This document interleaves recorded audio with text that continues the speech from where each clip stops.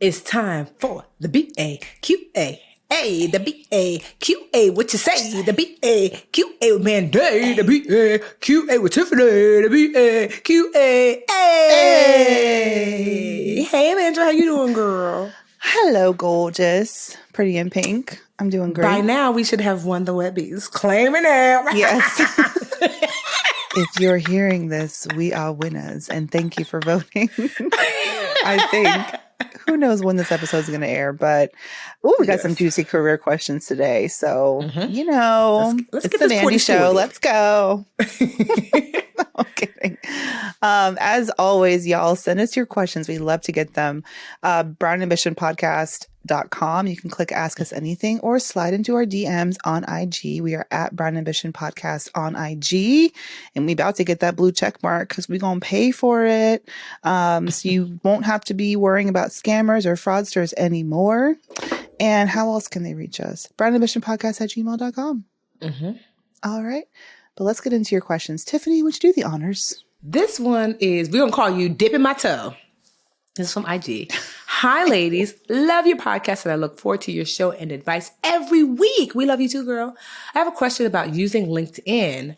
I've been a teacher for a long time and finally decided to explore a different career path to make more money. Good for you. It's time for me to create a LinkedIn profile. Do I create 2 profiles, one for each career path, or do I design the profile toward the field with higher earning power, even though all of my experience is in the current field? I don't want my current boss to see my LinkedIn profile that promotes me in a different industry. Or is that okay? Thanks for all that you do. You two are fabulous.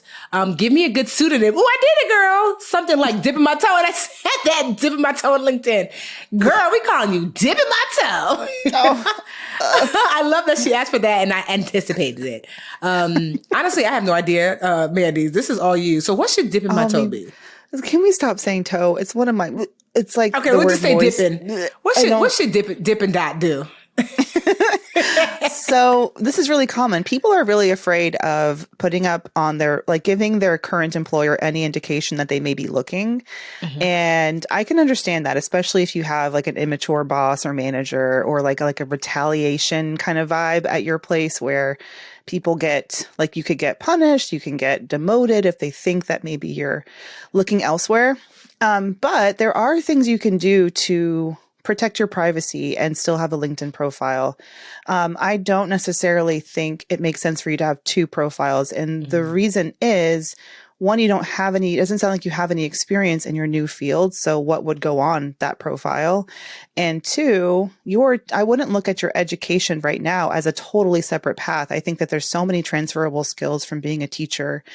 You haven't mentioned what you want to do, which leaves me a little bit struggling to give you specific advice, but I'm leaning toward the side of set up your professional profile with your education background, study the job listings for the roles that you want, and really focus in on, as a teacher, as an educator, any of those skills that may be, transferable into this new industry.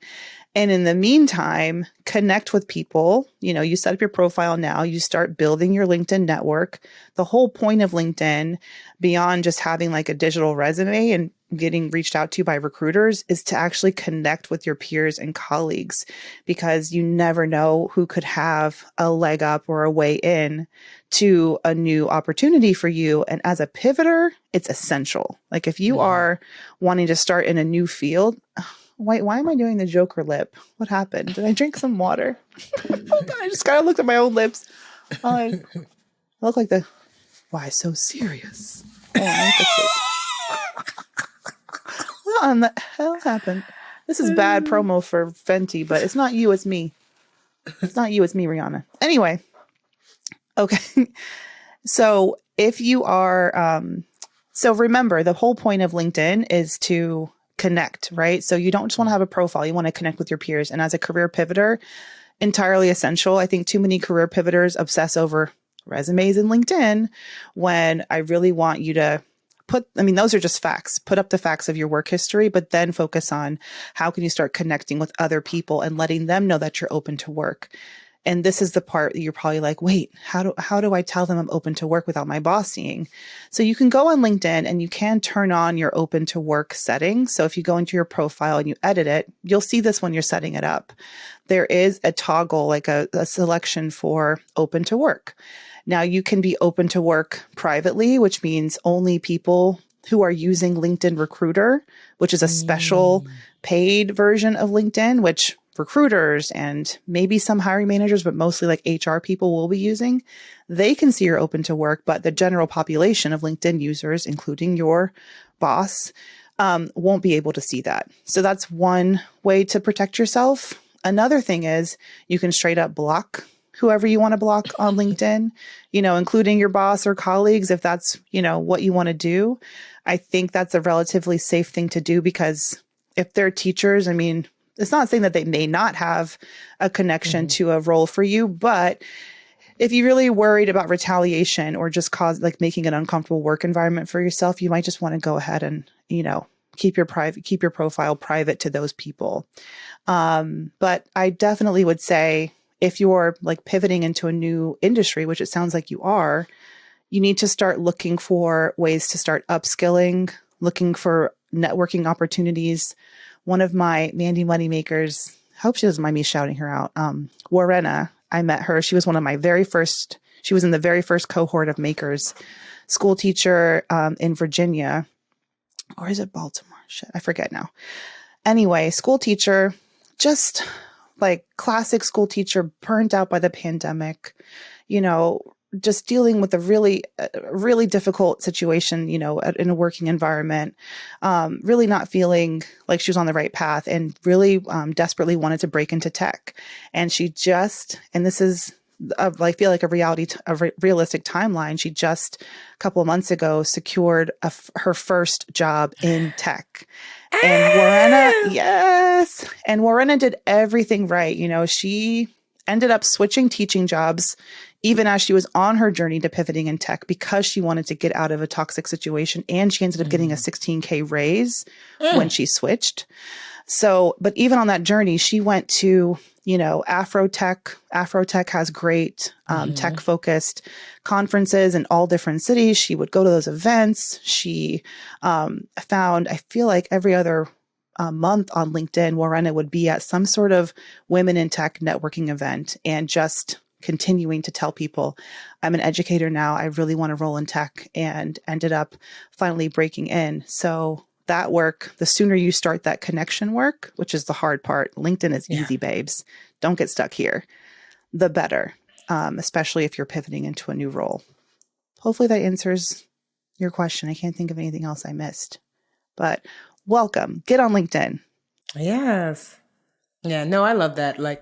I think to your point, I think a lot of people think LinkedIn is just about someone's going to hire me, but no, I can't tell you how many people, Dip and Dot that just hit me up after they've heard me speak somewhere, and they're like, hey, just want to stay connected and see what you're up to. And so it's just a really good place to just kind of stay connected. And from there, oftentimes I've gotten offers to speak or to do something else just from staying connected and checking in on people that I'm connected to on LinkedIn. So don't just think of that, like to Mandy's point, that it's just a tool for someone to hire you. It's also to connect with other people in the space, because typically people like to ask other people, do you know someone for this role or who might be good at this, who might, that's why I get a lot of my really great people. Because if someone is great, I hope they know other great people too. And the only way to be known, to know what people are up to, is to stay connected. So that's my little 1-2 for you, Dip and Dot. But yes, teacher, here's the thing. I'm going to speak a little life into you, Dip and Dot. The fact that you're a teacher, just know that means you are a freaking superhero. Okay, sis? Let me tell you. Because people always ask me what's the secret sauce behind, the Budgetnista success and Literature Academy success and such. And I promise you, it's from that classroom. Because you learn to be a leader. You learn to be a public speaker. You learn to be a negotiator. You learn, to connect with your students, but also their parents and the administration at the same damn time. You learn how to take people from a place of no knowledge to knowledge while also maintaining order. There's nothing you don't learn. You're the nurse. You're the janitor. you're the mama, you're the daddy, So, I mean, I just want to encourage you to know that I don't care, because I taught preschool. So I don't care what age that you've taught. If you've taught, that there are so many skill sets that you're going to be able to tap into, that you might even realize how helpful that is. So, I just commend you and applaud you and just give you that boost of just affirmation that you're a badass because you are a teacher. Okay. Hey, VA fam, we are proud to be sponsored by BetterHelp. With everything happening around us, it can be hard to focus on our well-being, but VA fam, y'all know better than that. Many of us are feeling stretched thin and burnt out from burning the candle at both ends. But that's why we know it's important to focus on our well-being, and that's where therapy can come in, with caring, compassionate listeners like the ones at BetterHelp.com. This totally online source of therapy has helped thousands find peace of mind and direction during these trying times. BetterHelp.com understands we all need to develop better coping skills and ways to set boundaries to empower us to become the best version of ourselves. Let me recommend BetterHelp.com if you've ever considered trying therapy. Just after a brief questionnaire, you can get matched with a licensed therapist, and you can switch at any time at no charge. And I know from experience, because husband and I actually did some relationship counseling by using BetterHelp.com. So I'm a big fan, and we couldn't find the right fit, so we switched one time and it was fine. Find more balance yourself with BetterHelp. Visit betterhelp.com/brownambition today and get 10% off your first month. That's BetterHelp, HELP.com/brownambition. All right, BA fam, we are back with another juicy, juicy career question. This one's going to be fun because it talks about negotiating, which is I start panting and getting excited when I hear about it. I'm going to read it because this is really like Mandy's like wheelhouse. So I'm like, that's like my full accept. Like, let me read it. Put me in, coach. Put me in, coach. What's Nelly got to say? So this is from Nelly from IG. Hi, Mandy. Hope you're well. Girl, I'm here too. But that's okay. Everyone's always like, hey, Tiffany, and that girl. I'm just teasing Nelly because you know best that this is a Mandy question. But either way, hey, girl, I'm just saying hi. Question. I'm looking to interview very soon for a new opportunity at my current company, different department. It would be a promotion, and I have most of the required skills, plus finished my master's in 2021. Go ahead, girl. How can I go about getting the absolute max amount of money since they have access to my salary history? FYI, the range is up to $156K, and I'm at 123 currently. They require a salary expectation entry. When I applied, I said 150 just in case they negotiated me down. Let me know if you have any tips. Loving everything you're doing. Thanks, Nelly. This is a good question. What I want to start singing Hot in Here. I don't know why. Just have the urge. Or I'm like a bird. No, let's do it. It's getting hot in here. So make sure you get all your coins. Oh, okay. Right? We negotiating. No, that doesn't work as a rhyme. Okay. This is delete that. Anyway, listen, Nelly, first of all, congratulations, because I feel like this is a really exciting opportunity, and to work at a company where you can apply to another department is awesome. And I feel like when people think about quitting a role for a new opportunity, you sometimes think like you have to go outside the company. But I'm a huge fan of pivoting in place. Like, that's what I call it when you find a growth opportunity right where you are. Mm-hmm. And your mindset is really important here. And this is a thing where you know what you make, and you're kind of letting that kind of get to you a little bit. I would treat this new department like another company. So anything that you would do if you were interviewing for an outside company, I would do.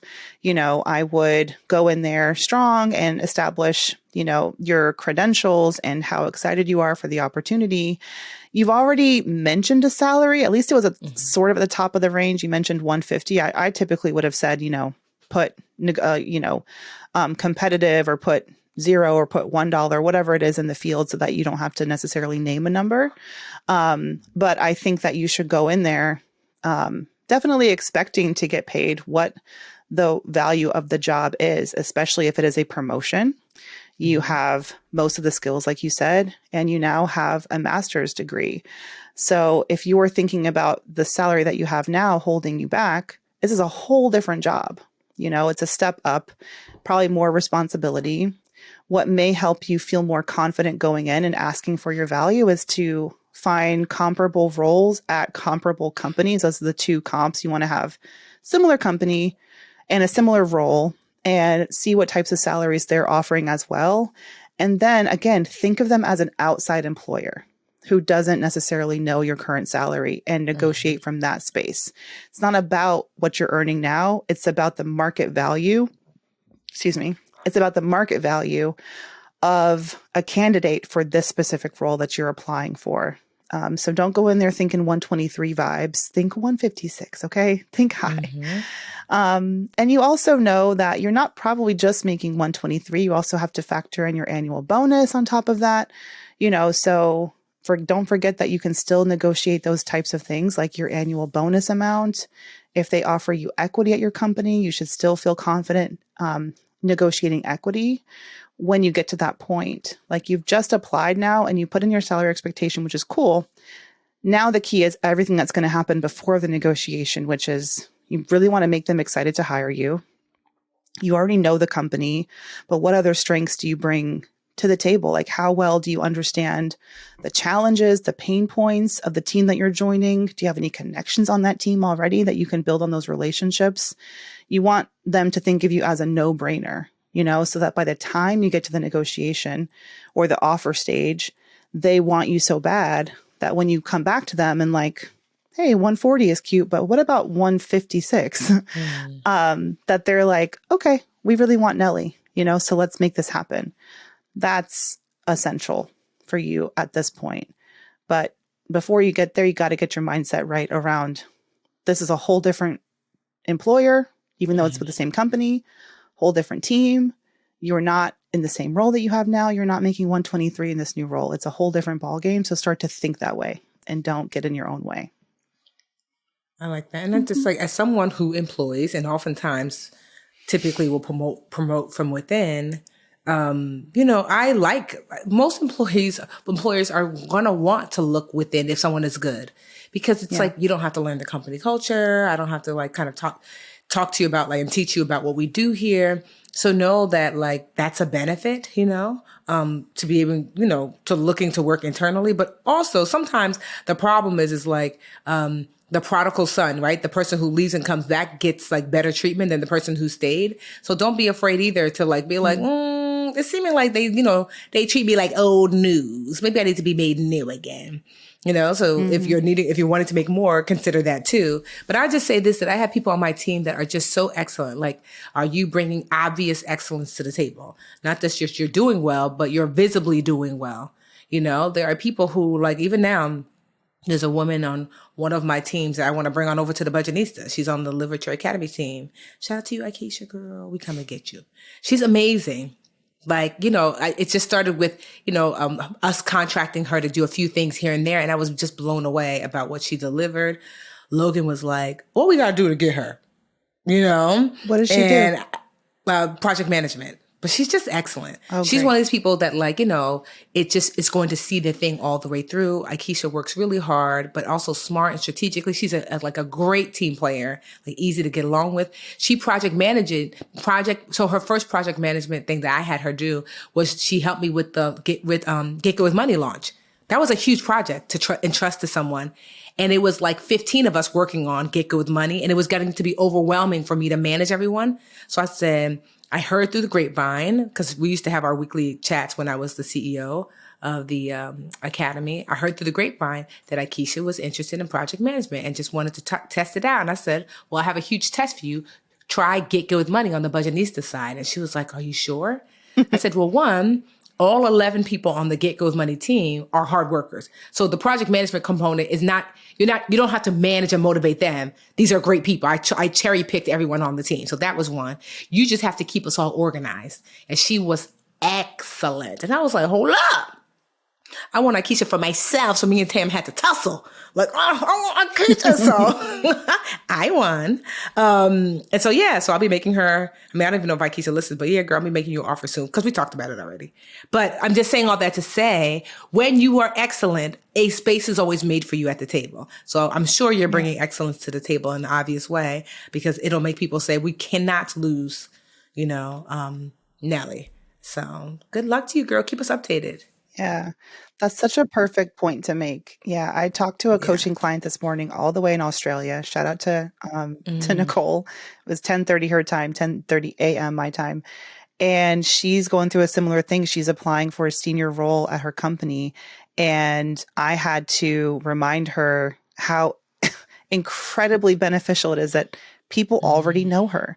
Like she has brand Mm-hmm. recognition exactly where she is. And I feel like sometimes we take ourselves for granted at work and we Mm-hmm. forget like we don't, or no one tells us, but there's so much value in having a great reputation, colleagues wanting to work with you, that you can teach skills. You can teach how to do this, how to do that to a certain extent, right? So if you're meeting Mm-hmm. most of the qualifications, not all of them, and people know and love you and will vouch for you, and endorse you, that is so key, and that gives you such a huge Mm-hmm. advantage over external candidates. So yeah, it's just about building your own confidence, Nelly, in that you have a lot going for you, already understanding the inner workings of this company. And even though I want to know like 12,000 more things about the situation, I just want you to go in again feeling strong. And to Tiffany's point about sometimes if you are missing out on opportunities and you're not being valued where you are, because that unfortunately is often the case, Mm-hmm. use this as a litmus test to see, okay, do I have growth potential at this company? And if this promotion does not work out or you don't get the support that you feel like you need, well, at least you explored that option, and you should feel no ounce of guilt for looking outside of the company, for new opportunities.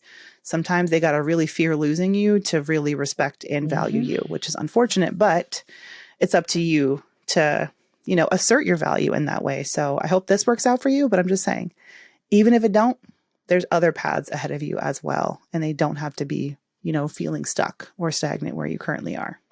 But keep us updated, Nelly. We'd love to learn, to hear like what happened. If you have a question, BA fam, ask away. We're the BA Podcast on Twitter.